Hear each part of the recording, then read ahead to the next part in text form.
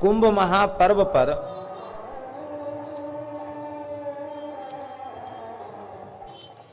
अनेक गुप्त प्रकट संत भी पधारते हैं। आवश्यक नहीं कि वे संत वेश में ही हों,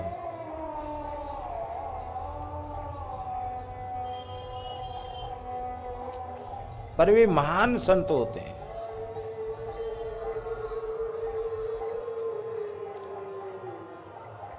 ठाकुर श्री विजय कृष्ण गोस्वामी जी के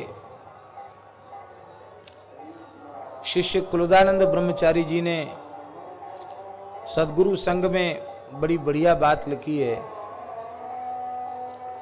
कि एक महापुरुष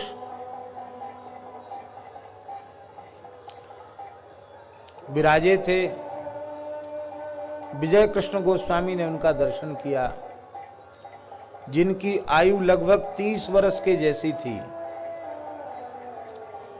शरीर कृष्ण वर्ण का था, काले रंग का। शरीर की चमड़ी मोटी थी और शरीर पर कई जगह उनकी चर्म में चक्र के चिन्ह थे।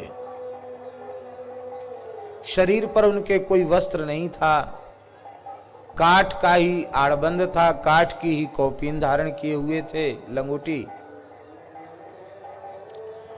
जटाएं थीं, शरीर में भस्म था, ये भस्म रमी हुई थी। इकहरा शरीर था, पर ललाट चंद्रमा के जैसा चमक रहा था। ठाकुर ने उनको देखा, विजय कृष्ण गोस्वामी ने, और उन्होंने उनको देखा। दोनों ने परस्पर प्रणाम किया।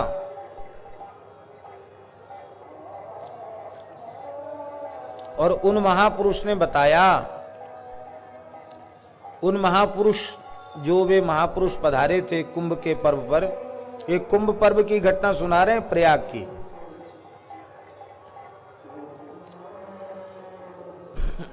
तो वे महापुरुष आते और विजय कृष्ण गोस्वामी जहां कुंभ में रुके थे वहां उनके धूना के सामने घुटने टेक कर बैठ जाते, उनकी ओर देखते, कुछ तोतली भाषा में कुछ बातचीत करते। और विजय कृष्ण गोस्वामी और वे परस्पर क्या बातचीत करते, कुलदानंद जी लिखते हैं कि हम उसको समझ नहीं पाते वे किस भाषा में क्या बातचीत कर रहे हैं। दिन में 2 बार 3 बार आते, तो अत्यंत आग्रह पूर्वक जब श्री कुलदानंद जी ने विजय कृष्ण गोस्वामी से पूछा, तब उन्होंने बताया कि कुंभ महापर्व के उपस्थित होने पर हजारों लाखों वर्ष की आयु के सिद्ध संत भी कुंभ में आते हैं। वे न आवें तो कुंभ पर्व का इतना महत्व और इतना जन समुदाय वहां एकत्रित नहीं हो सकता है। इस समय 4-5 विशिष्ट सिद्ध महापुरुष यहां पधारे हैं, उनसे मिलने के लिए ही मैं कुंभ में आया हूं। उनमें एक ये हैं, ये सीताराम जी के अनन्य उपासक हैं। निरंतर नाम इनका चलता रहता है और ये हिमालय में विराजते हैं। इनकी आयु 500 वर्ष की है। कितनी? 500 वर्ष की है। अभी यह कायाकल्प कर चुके हैं, अपने उसी शरीर को योग बल से कायाकल्प कर चुके हैं। इसलिए इनकी शरीर की आयु देखने में 30 वर्ष के जैसी लग रही है, वस्तुतः ये 500 वर्ष के हैं। ये कृपा पूर्वक हमें दर्शन देने के लिए आते हैं। तब साहस बढ़ा तो उनसे पूछा।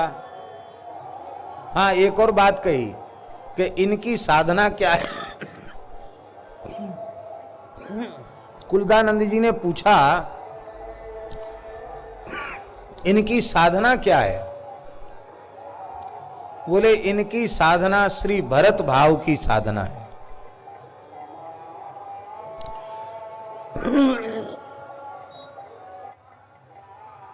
भरत भाव की साधना है इनकी। भरत जी जैसे 14 वर्ष तक राम जी के दर्शन के लिए व्याकुल रहे, ऐसे ये निरंतर प्रभु दर्शन के लिए व्याकुल रहते हैं। यही इनकी साधना है।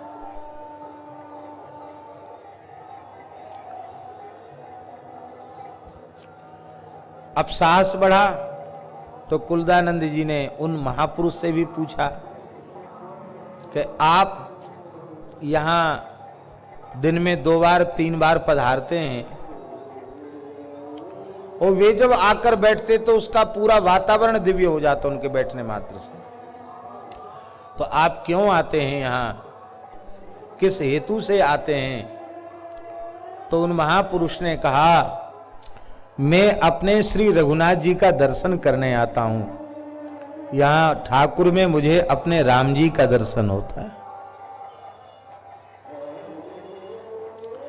ऐसे ऐसे संत यहां पधारते हैं, हम उन्हें न पहचाने, कोई हानि नहीं।